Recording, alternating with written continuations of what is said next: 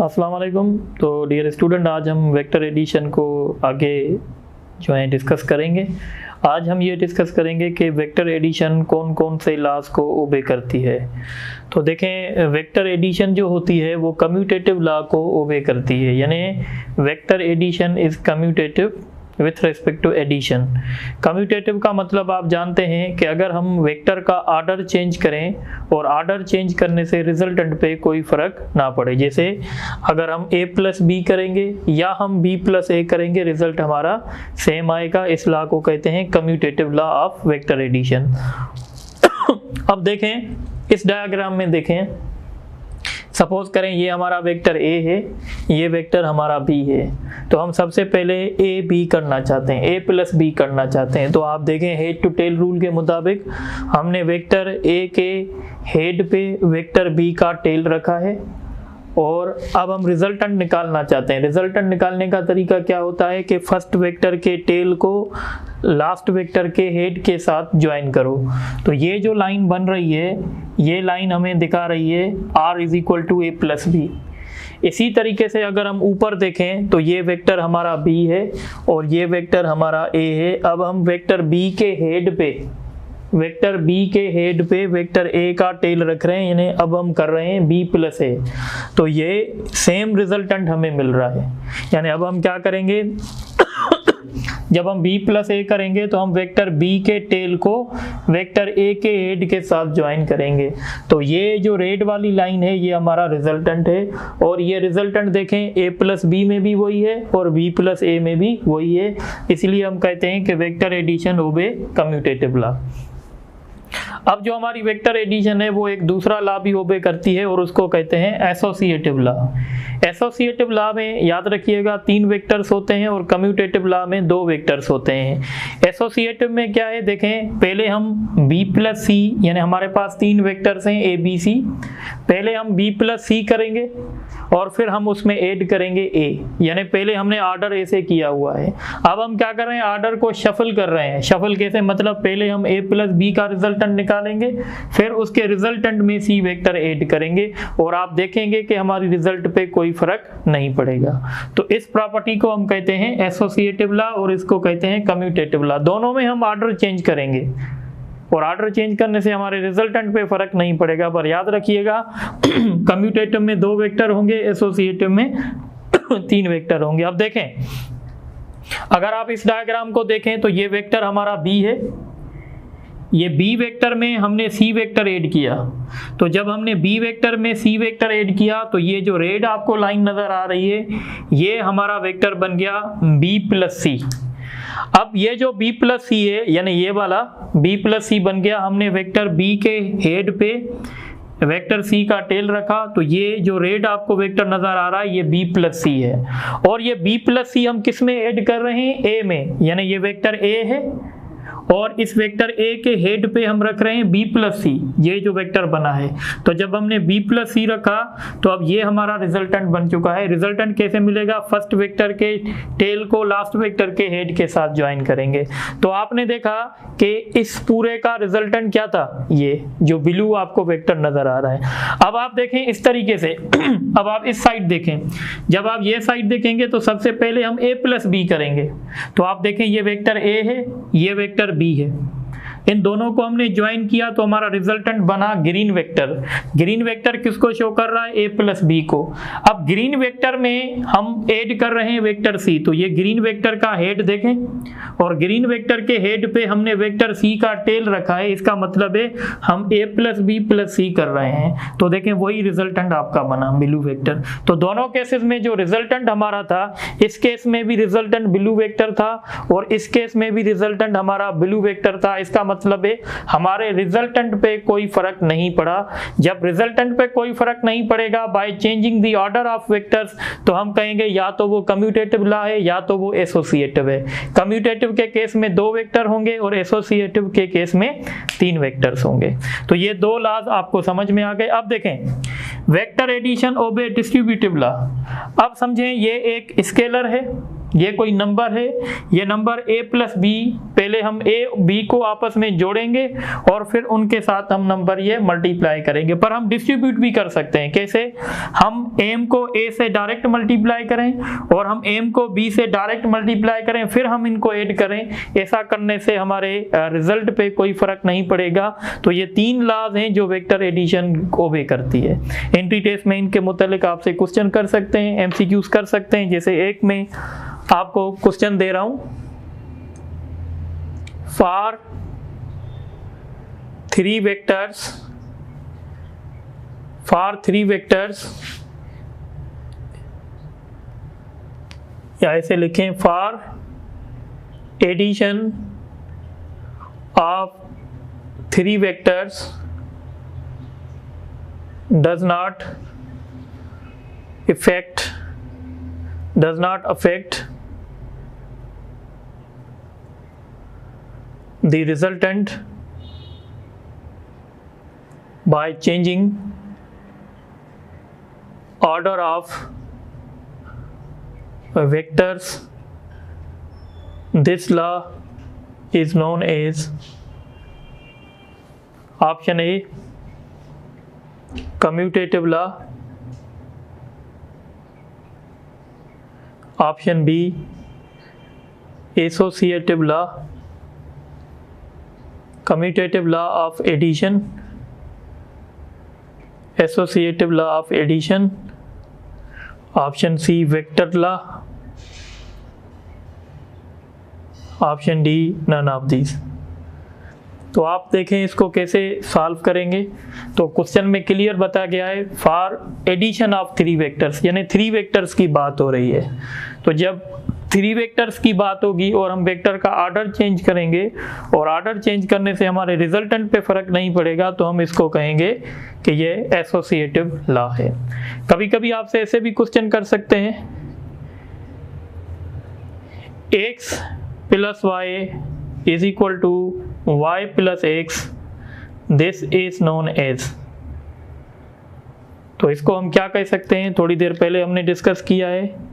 तो इसको हम कह सकते हैं commutative law of vector addition, option b associative law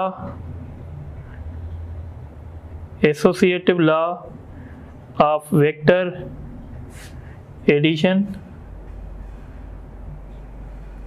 C commutative law of dot product, और D none of these। तो आप देख सकते हैं अगर हमने लिखा है x plus y is equal to y plus x, यानी हम 2 वेक्टर का ऑर्डर चेंज कर रहे हैं और ऑर्डर चेंज करने से रिजल्टेंट पे फर्क नहीं पड़ रहा है, तो हम इसको कहेंगे ये कम्यूटेटिव लॉ है। ये क्वेश्चन आपके पास पेपर में भी आ चुका है। अब हम डिस्कस करेंगे एक और टॉपिक, और इस टॉपिक का नाम है multiplication of a vector with a number. Number means scalar. तो अब हम क्या कर रहे हैं कि हम मल्टीप्लिकेशन कर रहे हैं एक वेक्टर की किसी नंबर के साथ। Number means scalar. फिजिक्स में ऐसे बहुत सारे एग्जांपल्स हमारे पास हैं, जैसे मोमेंटम है।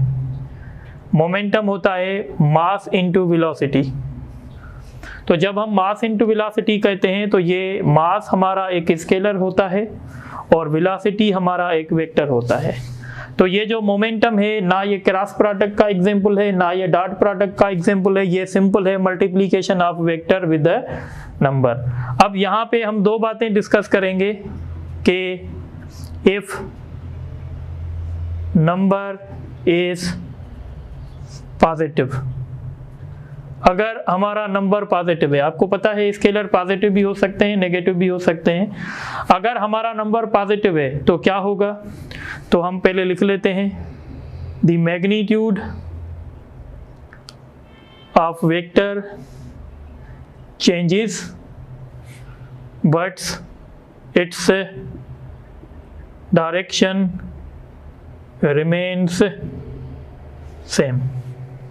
यानी अगर हम किसी वेक्टर को, सपोज करें ये हमारा एक वेक्टर है ए, हम इस वेक्टर ए को किसी पॉजिटिव नंबर के साथ मल्टीप्लाई कर रहे हैं। सपोज हमने इस ए को 5 से मल्टीप्लाई कर दिया, तो अब ये वेक्टर बन जाएगा 5a। तो जब ये 5a वेक्टर बनेगा तो याद रखिएगा ये वेक्टर जो था इसकी लाइन छोटी सी थी और ये वेक्टर जो है इसकी लाइन बड़ी है, क्योंकि हमें पता है इस वेक्टर का मैग्नीट्यूड इंक्रीज हो गया है। और इस वेक्टर का मैग्नीट्यूड कितना इंक्रीज होगा? 5 टाइम्स इंक्रीज हो जाएगा। सपोज करें थोड़ी देर के लिए, अगर ये a हमारे पास 2 है, अगर a का मैग्नीट्यूड 2 है तो 5a का मैग्नीट्यूड कितना हो जाएगा? 10 हो जाएगा।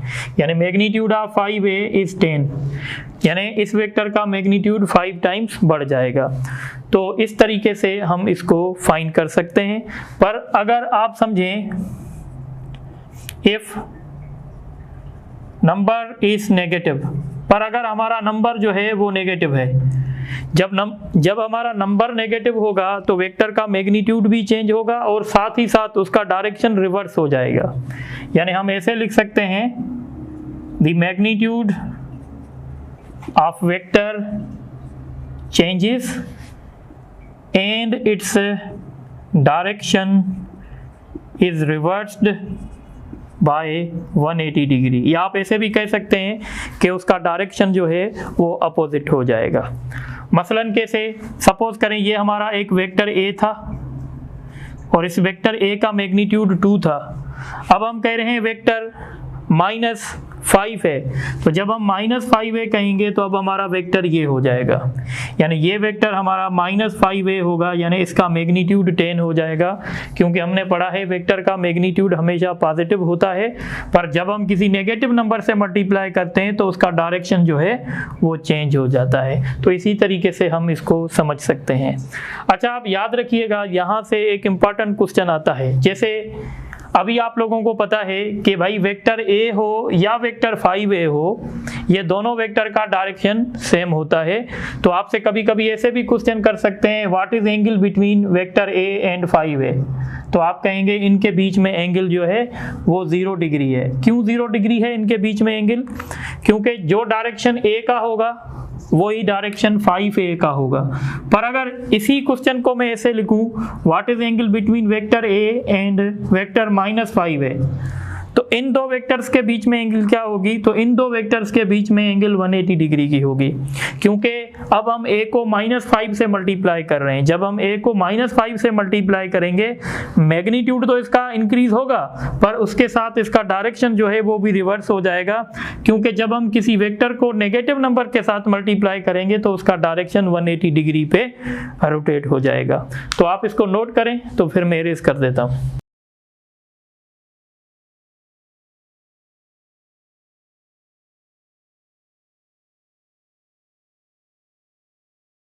अच्छा, आप देखें, अब हमने मल्टीप्लिकेशन तो डिस्कस कर लिया है, अब हम डिवीजन डिस्कस करेंगे। So division of a vector by a number, यानी अब हम वेक्टर को किसी नंबर के साथ डिवाइड करेंगे। तो जब हम किसी वेक्टर को नंबर के साथ डिवाइड करेंगे तो वही बात हो जाएगी, नंबर हमारे पास पॉजिटिव भी हो सकता है, नेगेटिव भी हो सकता है।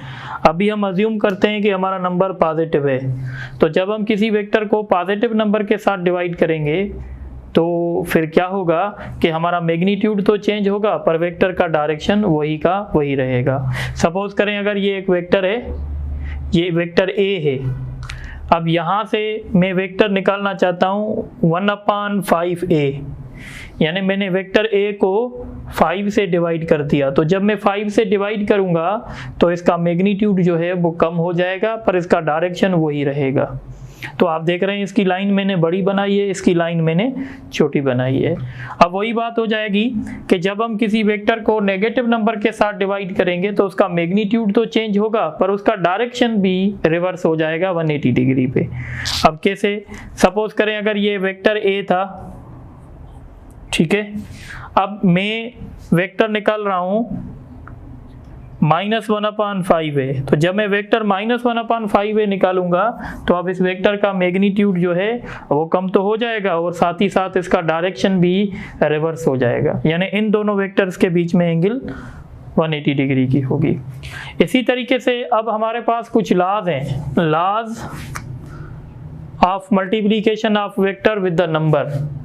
ठीक है, तो पहला उसूल जो है वो कम्यूटेटिव लॉ है। कम्यूटेटिव लॉ आप समझिए, यहाँ पे कोई m हमारे पास स्केलर है, m हम a से मल्टीप्लाई कर रहे हैं, वेक्टर a से, या हम ऐसे भी कर सकते हैं कि वेक्टर को m से मल्टीप्लाई करें, यानी हम इसका ऑर्डर चेंज कर रहे हैं। तो जब भी हम ऑर्डर चेंज करते हैं तो कम्यूटेटिव कहते हैं, तो इसको हम कहेंगे कम्यूटेटिव।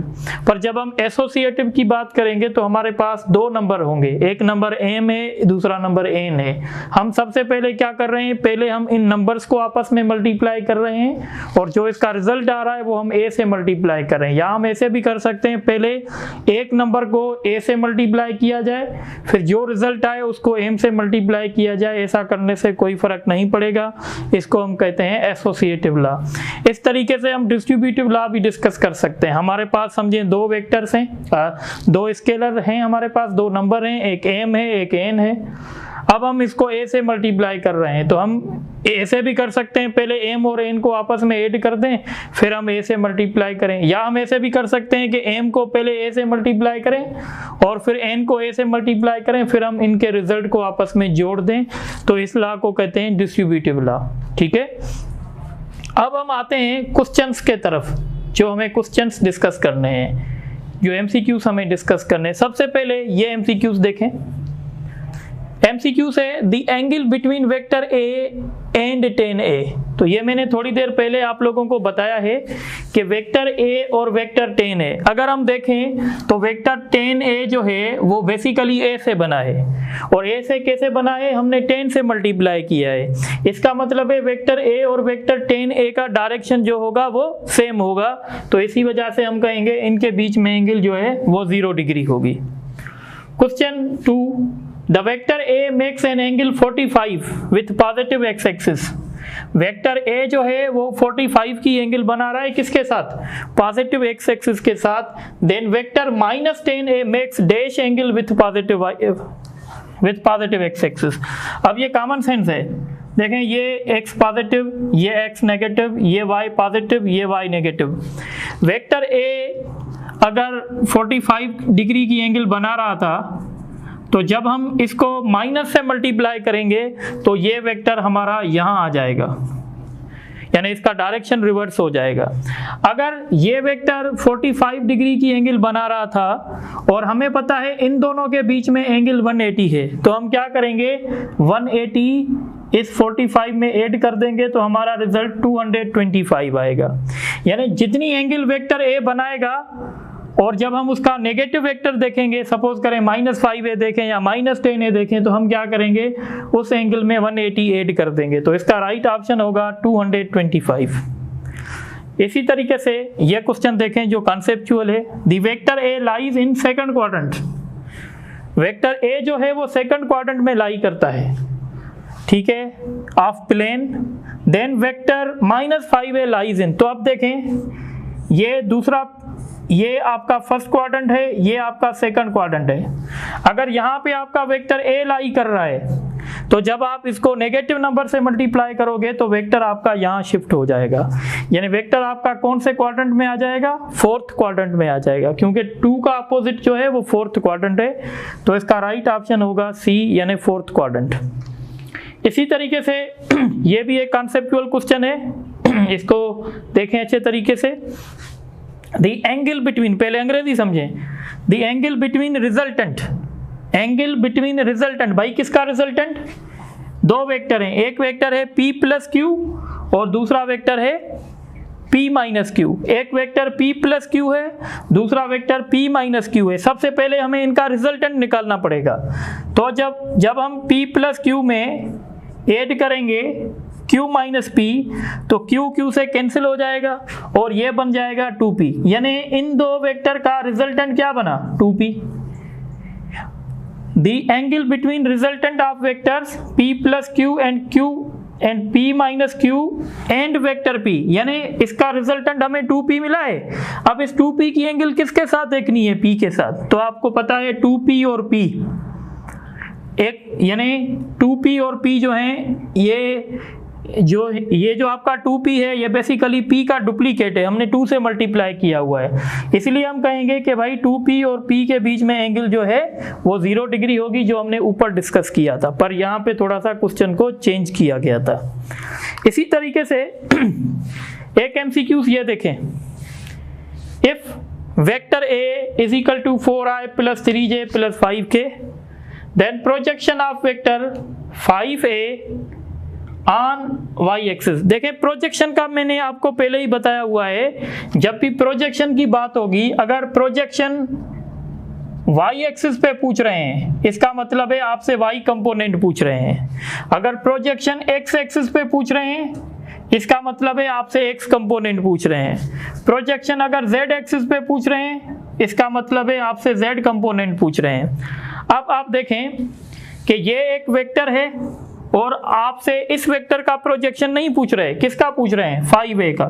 तो सबसे पहले हम क्या करेंगे, ये जो हमारा वेक्टर a है इसको 5 से मल्टीप्लाई करेंगे, तो ये कितना हो जाएगा 20i, ये 15j हो जाएगा, ये 25k हो जाएगा, क्योंकि ये हमारा वेक्टर हो गया 5a। अब आपसे प्रोजेक्शन किस पे पूछ रहे हैं, y एक्सिस पे, तो y एक्सिस यानी y कंपोनेंट चाहिए, y कंपोनेंट उसमें होता है जिसमें j लगा होता है, तो इसका मतलब है इसका y पे प्रोजेक्शन कितना होगा 15 होगा। अब लास्ट क्वेश्चन देखें आज के लेक्चर का, यहाँ पे बताया गया है कि वेक्टर a ये है, वेक्टर b ये है और वेक्टर c ये है, आपको फाइंड क्या करना है, find the magnitude of a plus b minus 1/2c। आप क्या लिखेंगे, vector a vector b minus 1/2c। सबसे पहले आप लिखेंगे vector a 2i plus 3j plus 5k, फिर इसके बाद लिखेंगे vector b i plus j plus minus k sorry, और फिर लिखेंगे माइनस 1/2। अब c लिखेंगे, c वेक्टर क्या है 2i माइनस 2j और माइनस 8k।